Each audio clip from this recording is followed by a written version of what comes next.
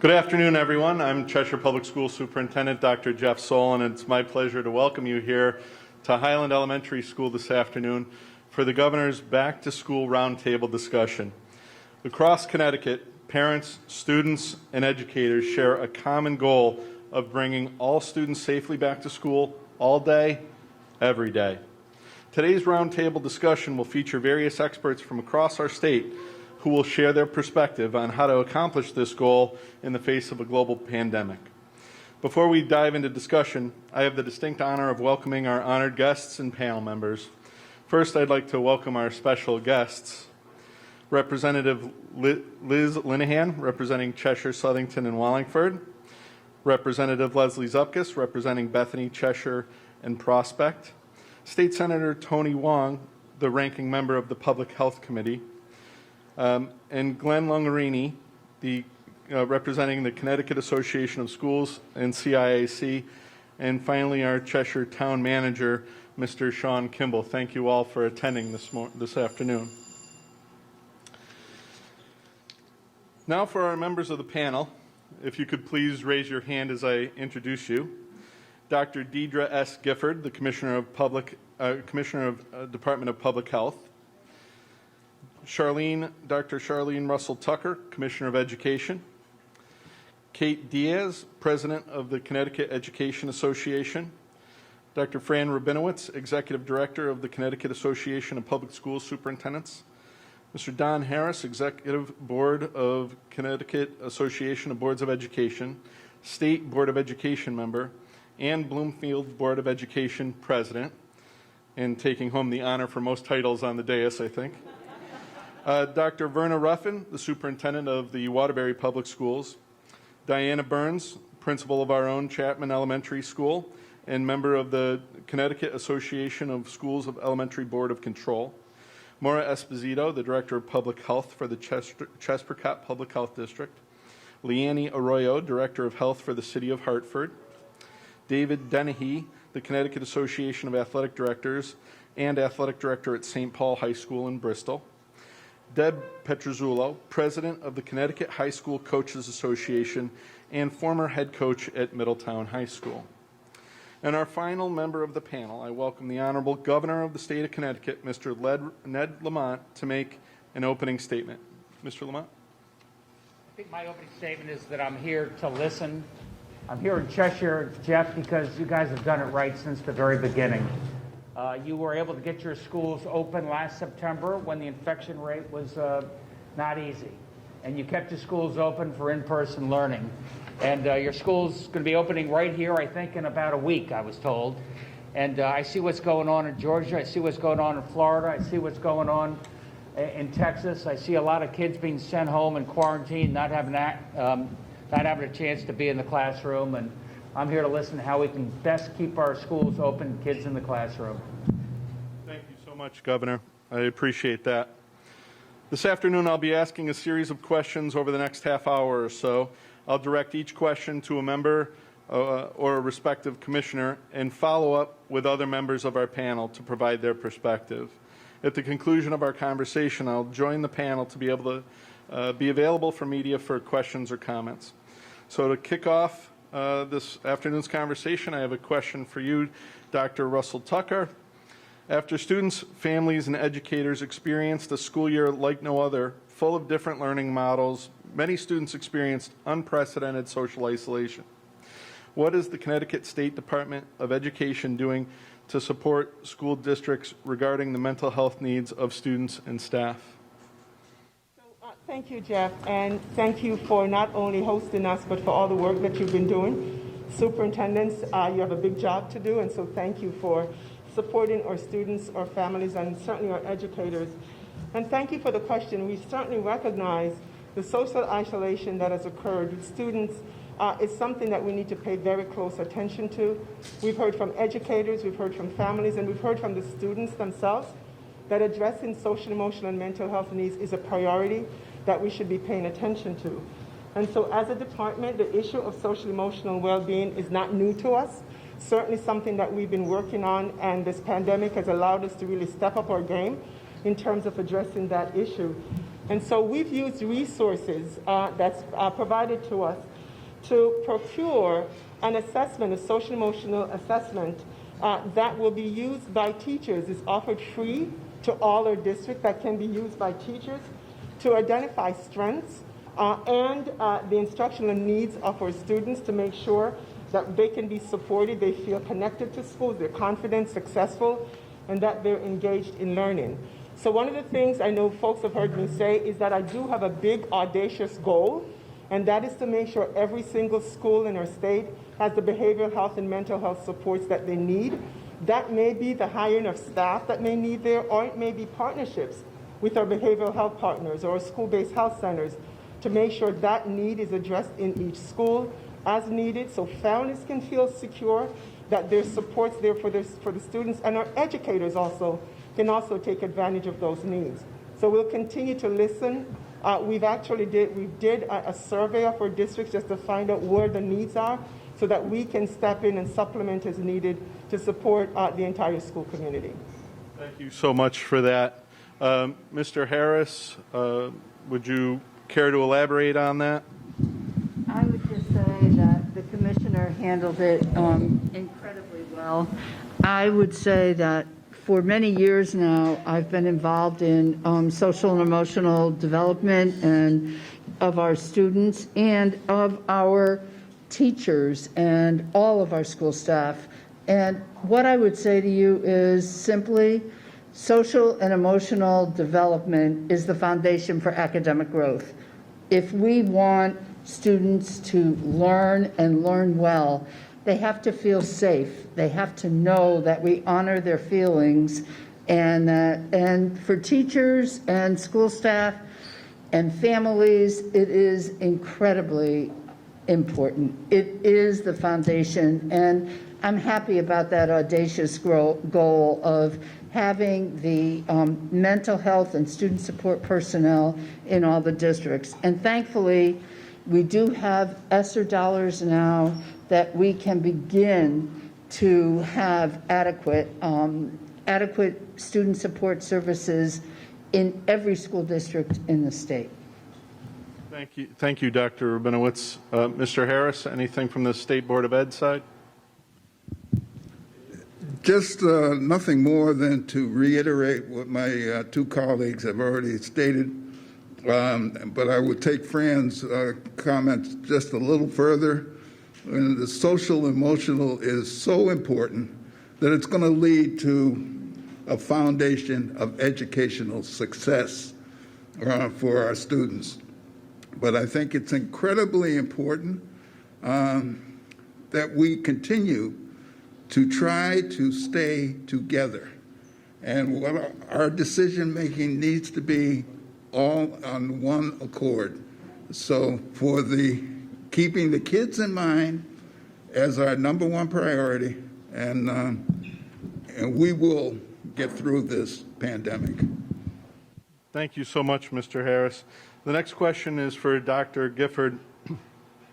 If you could talk about what masking guidelines are currently in place, and with the expiration of September 30th, is there any forecasting that you see on the horizon for that? Yes, absolutely.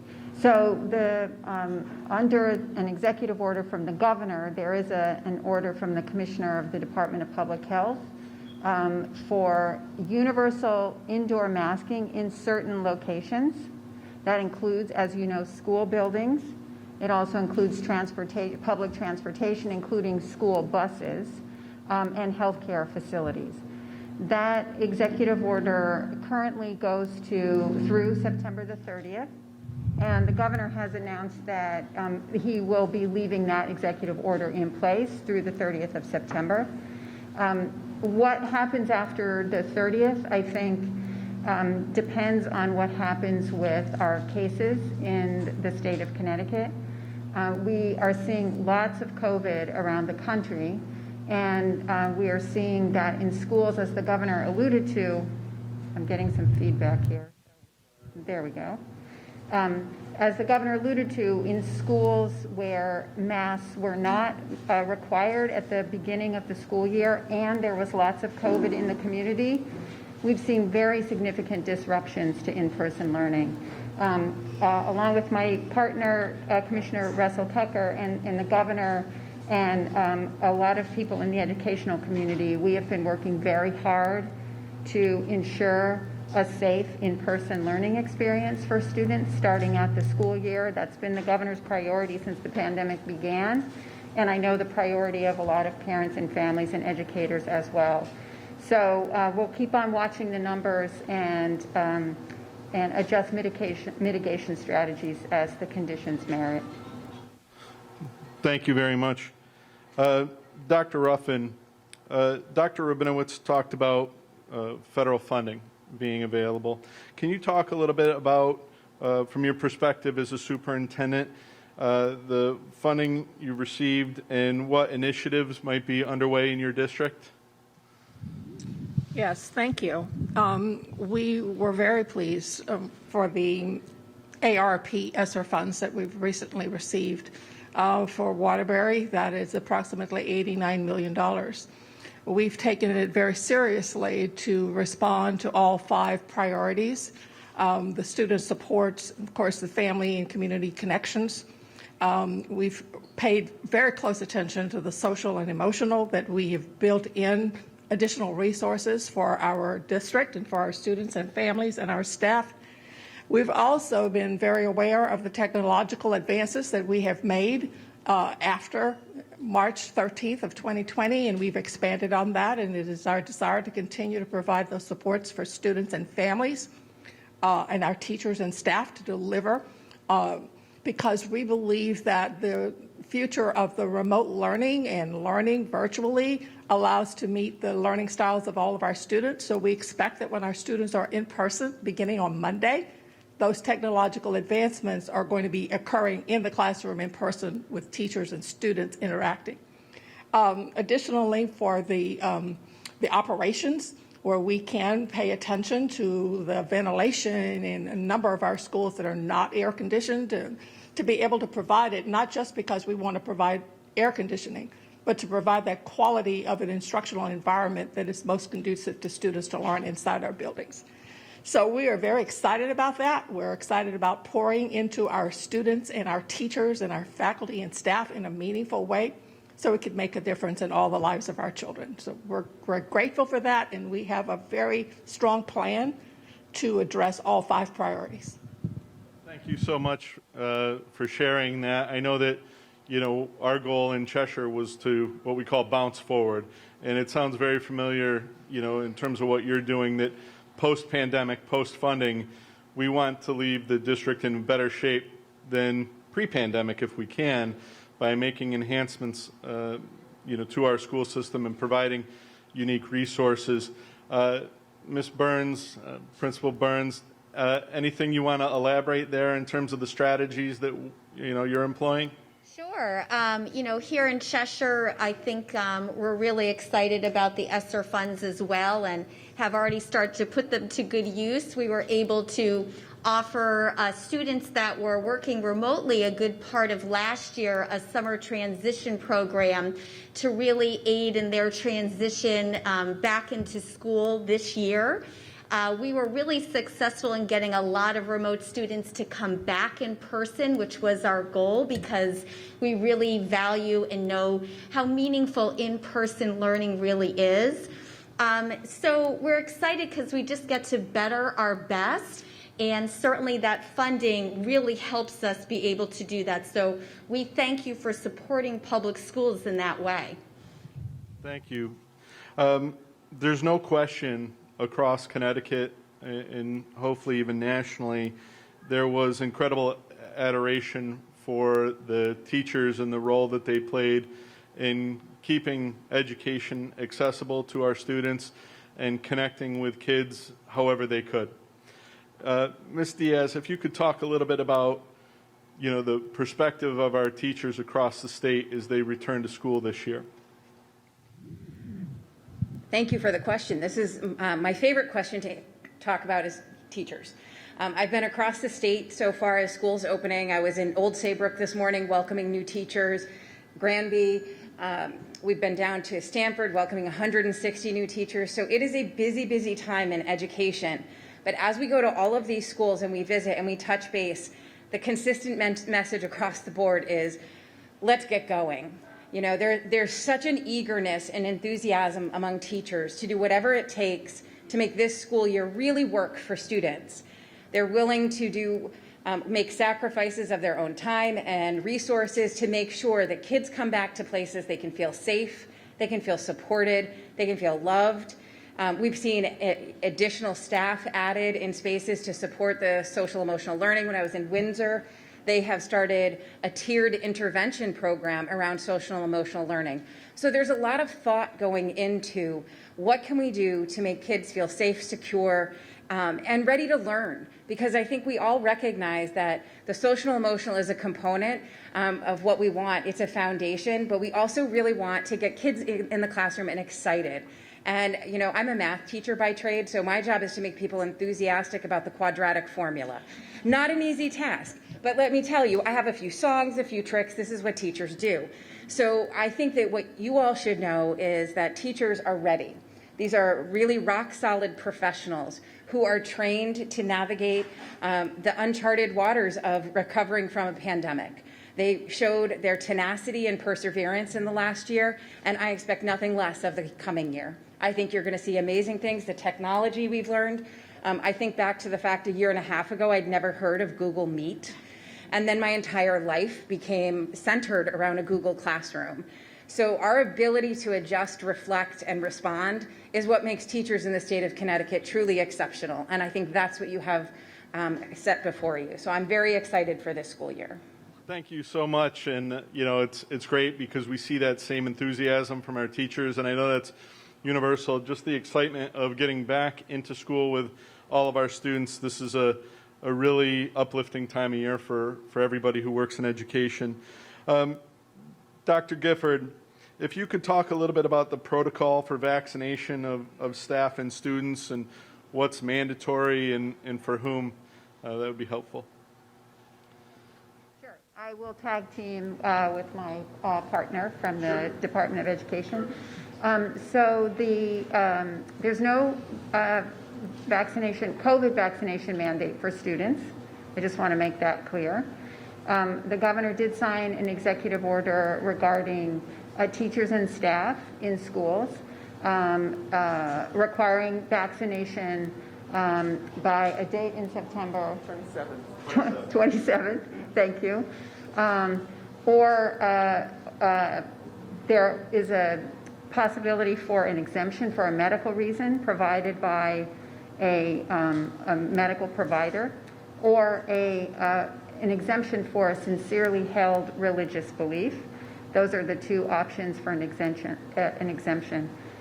Individuals who choose not to be vaccinated will be required to present evidence of a COVID test every week. And I know that Commissioner Russell Tucker will be working with partners at the local level as to how that will be implemented. Thank you very much. You're welcome. Ms. Arroyo, you know, from a large urban center, how do we, what sort of access is available for vaccinations? What do you recommend for people to be able to access vaccination in the urban centers? So the partnership between the Department of Public Health and the state, as well as the local public health entities, has been fantastic. And we've had many opportunities to partner with a multitude of providers in our community. And so on any given day in the city of Hartford, you will find a vaccination clinic open in a community. You will also find standing clinics. And so the opportunities are there to be able to become vaccinated. Our own department holds 3 to 4 clinics in the off hours, because we know that the evening hours are a time when parents might be able to come. And so we're making sure that we're extending hours into hours that are flexible and convenient for parents. And so that is something we will continue to do. You know, in the city of Hartford, we are a community that is majority minority. And so we know that there is other headwinds that we have to confront, and that's what we've been doing, going out, having conversations one-on-one, and really answering those questions. We have a young community as well, and as We all know young people tend to think they're invincible, and so they're a little harder to have these conversations, and they're also oftentimes disconnected from a doctor and a regular provider. So we're filling in those gaps by having those conversations. So our partnership with the Department of Public Health and the resources that the state has put on the table have really helped us to be able to ensure that access is available. And now what we're doing is working on changing hearts and minds to be able to get people to come in and get their questions answered. What we find is someone that may have some misinformation or may be a little hesitant, once they come into a clinic, because we create an environment that is not just to get vaccinated, but also to ask questions. If they come in and they ask a question, I would say that most of the time they're going to leave vaccinated from our clinics. Thank you very much. It's, certainly there's such a large percentage of our state that lives in the urban areas. That information is very helpful. Ms. Esposito, obviously you have a more suburban, if not rural, perspective. If you could share, the vaccination, how do people get access to vaccination? Where do they go? Where do they turn if they want more information outside of their local provider? Sure. There's many. Excuse me. Is it on? So right now you can go to 211 and gain access to information for any community.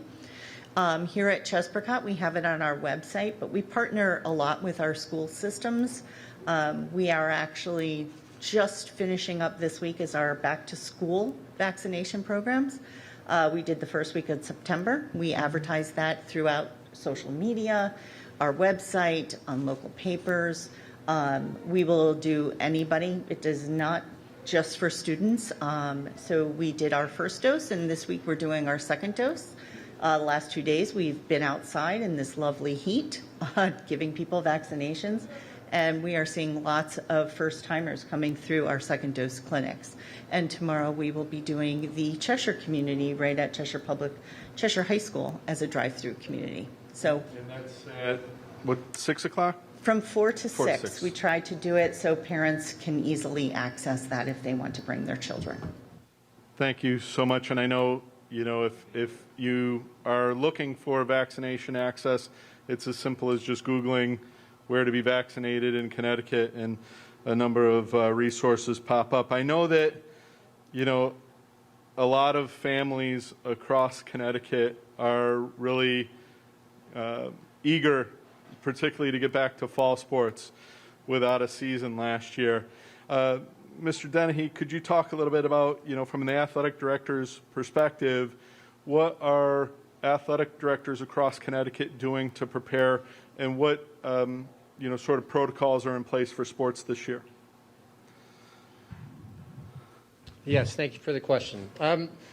Like everyone here, athletic directors and coaches and schools across the state have, lived through this. We experienced it for a year. We learned through guidance and conversations with the governor's office, DPH, CIAC, and our local health districts, best practices and mitigation strategies to make high school sports safe, how to make them work, and how to allow our kids to be out there to compete. Obviously, high school sports, we all know, is an exceptionally important part of our children's growth and development process and part of their academic experiences in high school. So, again, this year we're coming into the fall with football back. That's a great thing. Teams hopefully taking it easy today out there on a hot day, but teams back in action. And again, we have those mitigation strategies in place. Masking inside, managing locker rooms, social distancing. Vaccinations certainly allow kids to stay in competition throughout any kind of COVID exposure. So that's first and foremost. But athletic directors, schools have worked very hard. Coaches have been part of this educational process in giving our student athletes the option and opportunity to compete through a COVID crisis. And we'll continue to do that and do our best to keep kids on the field. Yeah, thank you very much. I know you mentioned coaches, and for so many of our students, people like band directors and coaches and people who facilitate extracurricular activities play such a critical role in the lives of our kids. To reconnect them is, really important for us. Ms. Petrozzullo, do you want to talk a little bit about, how has the role of coaching changed through the pandemic, or what other things should people in the community be aware of as they navigate athletics at this time? Thank you. Sure. Coaches, listening to some of the other speakers, coaches are teachers. And is that better? Yeah. You're welcome. Coaches are teachers, and once a coach, always a coach. We are also involved in our athletes' student socio-emotional needs. It is important that the coaches, and many have been excited and ready to listen to the guidance of DPH, to the CIAC, to the athletic directors, who have put together great programs and great protocol for the coaches to keep our athletes safe while we are teaching them the skills needed to participate in their sport. It's been a help to have protocols already set for the coaches to keep their sport going, to keep the kids safe, to be able to participate. Dave already spoke about some of the strategies that have been used by the coaches to do that. We are excited to have a season, and it's important that coaches just explain to the athletes what can happen by doing this, what can happen if you don't do this, and the importance of getting vaccinated and using the protocols, the safety protocols that have been provided to us. Thank you so much. Speaking of the safety protocols, I think I could probably direct this to a number of us that have kind of become experts in the field, unfortunately, over the last year around contact tracing. I think there's a significant shift this year with respect to how we identify folks as a close contact. Dr. Gifford, do you want to talk a little bit about that? When the CDC put out their most recent guidance about schools, I believe that was in June, don't quote me on that date, they did make an exception for the definition of an exposure.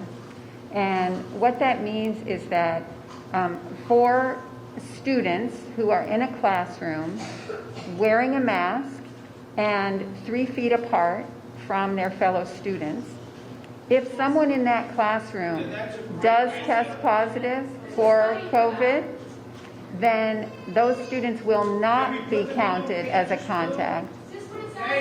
And if I could ask that we could show a little decorum, please. All right, we'll address the audio. Yeah, okay. So, yeah.